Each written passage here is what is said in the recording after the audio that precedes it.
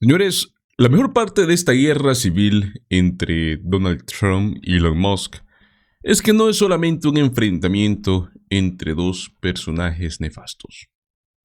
Lo más entretenido y al mismo tiempo lo más peligroso es que está provocando un efecto dominó en todo el universo MAGA. Elon Musk se está enfrentando no solo a Trump, sino a sus aliados más cercanos, incluyendo los principales voceros de toda esta corriente. Entre ellos hemos visto a Steve Bannon, quien el día de ayer, por cierto, amenazó a Musk con deportarlo. Y por supuesto, ¿no? Musk no se quedó callado y respondió con todo, amenazando no solo a Steve Bannon, sino a toda la maquinaria MAGA. Vamos a empezar entendiendo cómo empezó todo este caos, y para eso tenemos que ver un reporte reciente de Fox News. Fox, presentado por Peter Tucci. Escuchen esto. And if there was any indication that Musk may have been on unsteady ground, it was about this time last Friday, when we tried to ask him about that New York Times report alleging inappropriate use of recreational drugs. So, there is a New York Times report today that accuses you of blurring the line between... Is the New York Times, is that the same publication that got a Pulitzer Prize for false reporting on the Russiagate? Is it the same organization? I got to check my Pulitzer counter. It is. I think the judge just ruled against New York Times for their lies about the Russiagate hoax, and that they might have to give back that Pulitzer Prize. That New York Times, let's move on. Still no clarity about whether or not what he thinks about that New York Times story, but I am told that Elon Musk's act with President Trump started to wear thin about a month ago. John. You telling me that you're a possible catalyst for this breakup, Peter? I'm not saying I'm the catalyst, I'm just saying it seems like he had some stuff on his mind on... Ese reporte, aunque venga de Fox, es clave para poder entender cómo se están moviendo las cosas. La pregunta clave aquí es, ¿esto que está haciendo Musk es tal vez simplemente una pataleta reciente? ¿O será que lleva tiempo sintiéndose marginado por el entorno de Trump? Porque si es lo segundo, entonces hay algo mucho más profundo ocurriendo. Y es que no solamente es Steve Bannon el que ha estado buscando dejar a Musk fuera del juego político, porque también está aparentemente ya hace tiempo Stephen Miller, el mismo Miller que alguna vez compartió una relación personal más que incómoda con Musk, por decirlo así, ¿no? Podría estar detrás de los intentos de querer cerrar las puertas en la futura administración de Trump. De hecho, pues un presentador de Pod Save America sugirió que fue el propio Miller quien filtró información sobre este supuesto consumo de drogas por parte de Musk al New York Times, incluyendo, ¿no?, hasta una foto de su pastillero, literalmente, amigos. Entonces, todo esto nos sugiere que varios personajes dentro del círculo cercano de Trump quieren a Elon Musk fuera del mapa. Y eso, señores, es muy revelador. Y es que se convierte en revelador, señores, porque no estamos hablando solo de un pleito entre Musk y Trump, ya sea por contratos o beneficios. Esto es mucho más grande. Es un conflicto que está rompiéndose por dentro en el mundo MAGA. Y eso es exactamente lo que llevó a Steve Bannon a estallar contra Elon Musk. Pero bueno, mejor es que ustedes mismos lo escuchen. Doge was, for any fanboys that still exist, while you're wrapping up in your cape tonight, understand on Doge, he didn't find any fraud. There's plenty of fraud out there. This was President Trump's first complaint. Was this all BS, right, with the Doge? The act that President Trump should be taking immediately, I think, when he threatens to take one of the big programs out of SpaceX, President Trump tonight should sign an executive order calling for the Defense Production Act to be called in SpaceX and seize SpaceX tonight before midnight. The U.S. government should seize it. If a guy's going to sit there and start making quotes, also, as Stuart Stevens talked back in January, I don't know why we haven't had a full investigation. Look, if you're going to deport illegal aliens, you got to deport illegal aliens. The good go with the good, the goose and the gander. They got to go back to this, as Stuart Stevens talked about, and go through everything about his immigration status. I happen to believe, given the facts that I've been shown, that he's an illegal alien, and illegal aliens got to be deported. Y es que Steve Bannon, una de las figuras más importantes dentro de este círculo trumpista, ya está pidiendo que deporten a Elon Musk y que el gobierno confisque todas sus empresas. Señores, eso es una locura. ¿Cómo es que de un día para otro llegamos a esto? Pero bueno, no les voy a mentir. Es agradable ver cómo se destruyen entre ellos mismos. Elon Musk, por su parte, ha estado perdiendo el control. Vean este titular. La guerra de Musk contra Trump ahora apunta a Bannon el criminal. Elon Musk ya no se da con rodeos, ¿no? Empezó a lanzar insultos infantiles, de esos que literalmente suenan a un niño molesto, y bueno, terminó calificando a Steve Bannon de criminal directamente en su propia red social.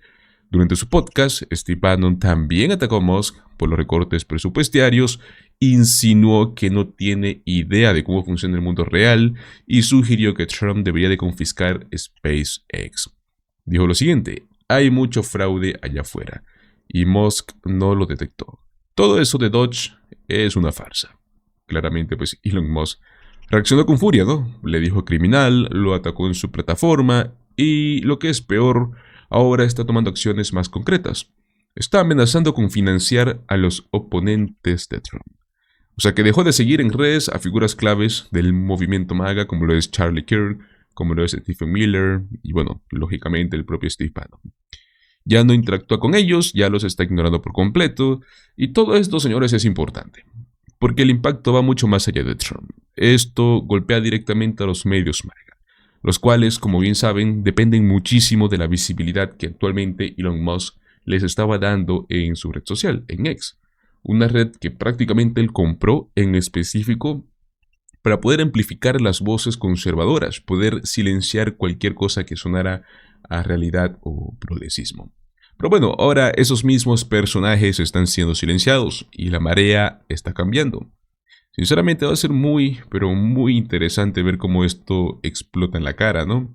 Muchos de ellos que ni siquiera saben a quién apoyar, no saben si deben respaldar a Elon Musk por la influencia que tiene o si seguir fieles al proyecto de Trump. Stephen Miller está siendo humillado en comentarios cada vez que intenta defender el plan del gobierno. Charlie Kirk está más perdido que nunca. Vemos a J.D. Vance que ni siquiera puede defender bien a su jefe. Amigos, hablamos de un desastre por completo. Y es que no debería de sorprendernos, porque hasta el propio Steve Bannon dijo en su momento que Dodge fue un fracaso total. Y si no me creen, escuchen lo que dijo el congresista Maxwell Frost sobre esto. Military contractors that, yes, are stealing from us. And I think it's despicable that so much of our taxpayer money goes to these companies. And yet, I'll tell you one place I was last week. I was on the picket line with the UAW in my district in front of Lockheed Martin, because they're not paying the assembly line workers and the people creating all this stuff enough money to be able to pay their damn rent in Orlando. Mr. Mayo, but before we can even talk about, having the courage at some, time and place we're unsure of, we got to talk about what's going on right now. Mr. Mayo, this past week, the Pentagon announced that Doge had been authorized to review most unclassified Pentagon contracts to root out inefficiency. Is Doge answering to you or the DoD IG in this effort? We haven't talked to Doge at all. You haven't spoken with Doge at all? No, they've not. When was your office consulted about Doge's input into the contract review process? I can't answer that, sir. I don't know. You don't know. Because to me, if your job is to find waste, fraud, and abuse, and then you have Doge, which is supposedly supposed to be looking for waste, fraud, and abuse, would you agree that the only efficient way to go about that would be to work together? Yes, sir. Perhaps. In the contract review process run by the DoD IG, how would you typically prevent political interference?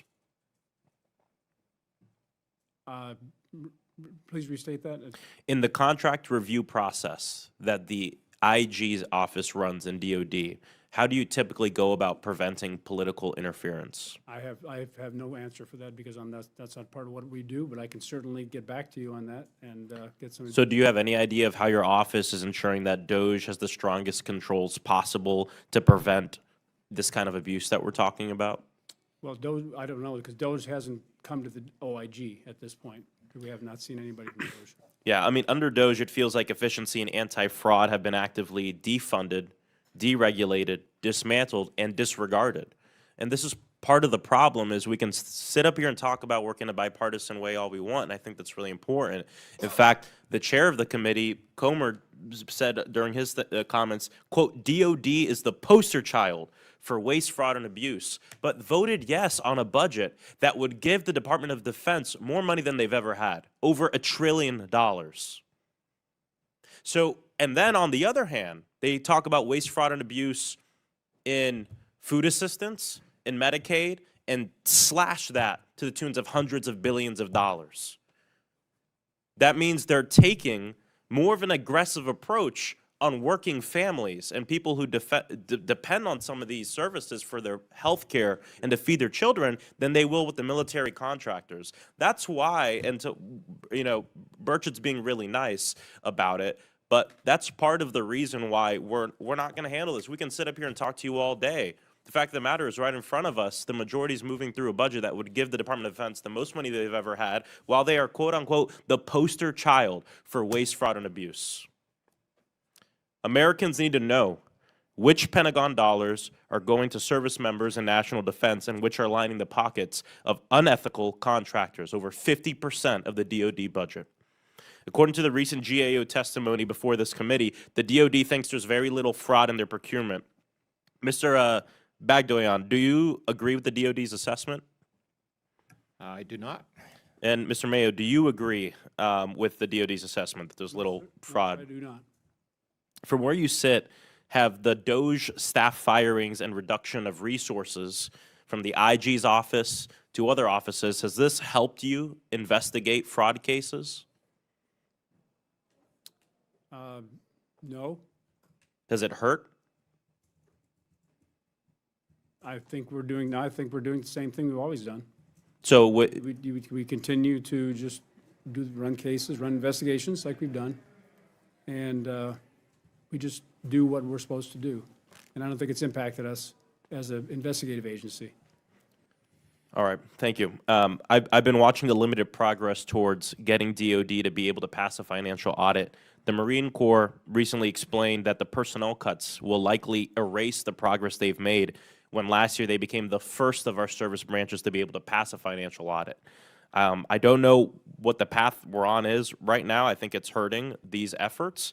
My hope is that we'll be able to take this seriously moving ahead and not just put it in our sights, food assistance and Medicaid, when it comes to cutting budgets because of perceived waste, fraud, and abuse, but look at the biggest budget item that we have and the poster child of waste, fraud, and abuse, as said by our chairman of the full committee, the Department of Defense. Thank you. Por mi parte, seguiré repitiéndolo. Aunque este conflicto entre Trump y Musk es fascinante y sí merece cobertura, no hay que olvidarnos de lo esencial.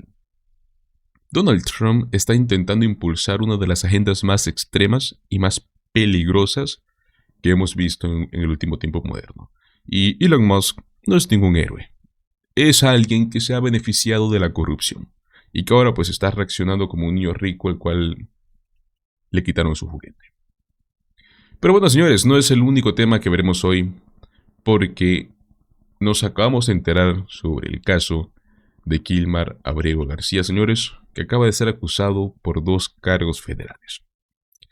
Este hombre, que fue deportado por el gobierno de Trump bajo acusaciones bastante serias, vínculos con la MC-13, transporte de inmigrantes indocumentados, y todo un historial que la realidad es que es sacado de una película de narcos.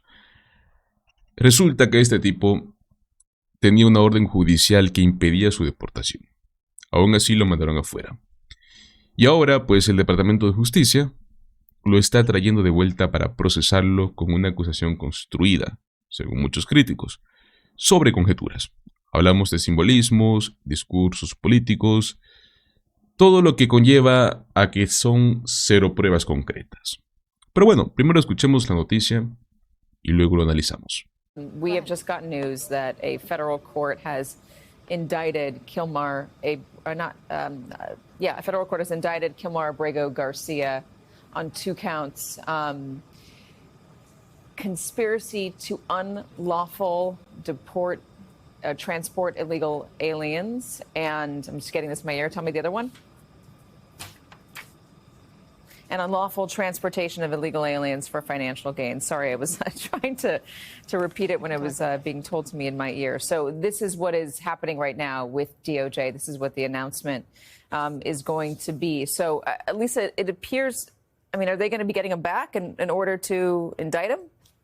One would think that if he's being criminally indicted in the United States, that he is on his way back to the United States or soon will be. And Katie, I should note that based on reporting so far, it would seem as if these charges against Kilmar Abrego Garcia may emanate from a traffic stop incident in Tennessee some time ago, where he was pulled over because he had a number of immigrants in the car with him. That did not result in criminal charges against him at the time, but could be at the heart of these charges that the Department of Justice is announcing today. I should tell you that as I'm sitting here, I am trying to find the federal indictment and haven't yet. Julia. I just wanted to put all of this in context, Katie, if we can, because this isn't the first time we've heard about this traffic stop in Tennessee, and that's why they're bringing him back. His lawyers repeatedly said he was not convicted of any wrongdoing for that incident, and that if the Justice Department wanted to charge them with that, they should have done so before deporting him. So basically, this is the Justice Department. We think we're about to hear from Pam Bondi making good on that promise and say the promise that they've made that if he was brought back, he would be charged and then deported again. I just wanted to go ahead and give us what his legal team has said about this incident in Tennessee, where we say Kilmar, the Justice team, the legal team representing Kilmar Abrego Garcia, said that Kilmar worked in construction and sometimes transported groups of workers between job sites. So it's entirely plausible he would have been pulled over while driving others with his vehicle, and he was not charged with any crime or cited for any wrongdoing. So now they're bringing back this incident. They held him for a long time at this traffic stop in Tennessee, where there were others in his vehicle who may have been undocumented immigrants. So that's what they're bringing back now. Just to be fully clear here, because when you say the unlawful transportation of illegal aliens for financial gains and the conspiracy to unlawfully transport illegal aliens for financial gains, that does sound very serious. And Lisa and Julia, your reporting suggests that he was potentially just going to a construction site and going to work with other people who were undocumented in the car. Well, I mean, certainly that's not reporting that I have personally, but I trust that Julia has that reporting. But one of the things I want to point out, Katie, based on what we're hearing now about the charges, if there is a conspiracy to transport undocumented immigrants for financial gain, that is not necessarily something that relates to a single incident. It may relate to allegations that Kilmar Abrego Garcia was engaged in that conduct for some period of time or with other people. We'll have to wait for the charging documents to see how that's going to manifest itself in terms of these charges. But we have indications that these charges go back longer in time than a single count could. Conspiracy charges usually can be brought from the date of the last act. So you can go back further in time with a conspiracy charge than you might ordinarily be able to if the charge is just a straight up, you're going to be charged with trafficking undocumented immigrants, for example. Julia, they're doubling down on trying to say that, J.D. Vance and the administration kept taking issue with the way that Kilmar Abrego Garcia was described in the media and how the lawyers were describing him, that he was a Maryland father. They say that he is a dangerous person, and they say that he was an MS-13 gang member, a leader of MS-13. There was that very strange moment in the White House when the president was interviewed by ABC News.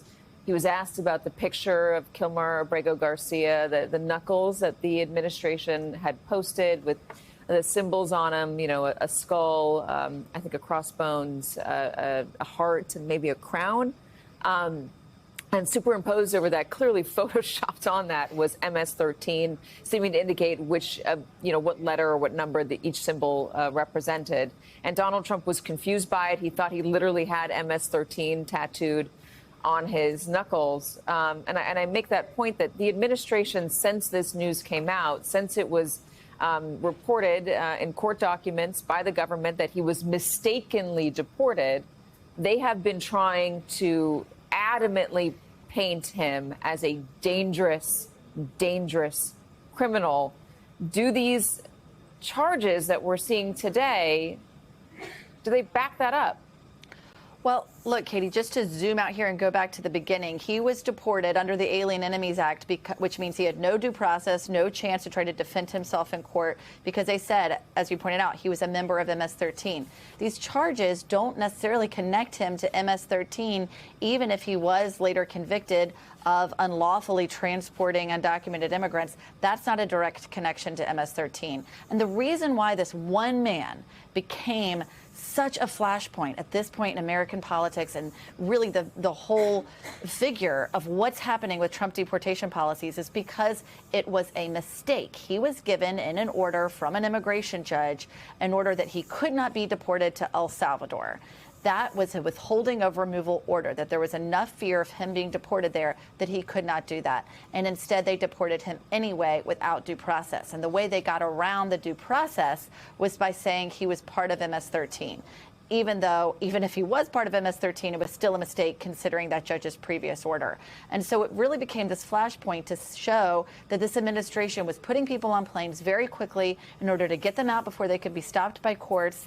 And then in the end, they were having to go back and look through someone's history to try to find evidence of a criminal conviction or a criminal stop in this case, really. I mean, a stop under suspicion of criminality that didn't turn into a conviction, and try to really defame his character to say, why are people defending this man? Of course, we also heard about problems in his marriage and 2 orders of protection filed by his wife.